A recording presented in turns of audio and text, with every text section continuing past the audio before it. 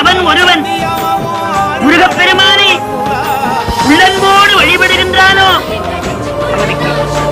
கேட்டது கிடைக்கும், நினைத்தது தருவான்.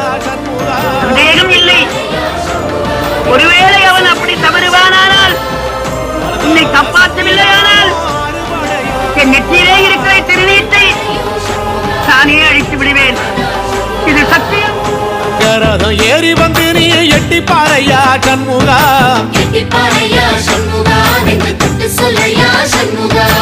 ஆதிசைவம் மேல சத்தியமா, அந்த ஆனமுகம் மேல சத்தியமா, ஆறுமுகம் மேல சத்தியமா, அந்த ஞான பழம் மேல சத்தியமா, மொத்த மனசுல மொத்த நரப்புல கூடியிருக்கிற சண்முகா, அறுபடையும் சண்முகா, நெஞ்சுக்குள்ளதா சண்முகா.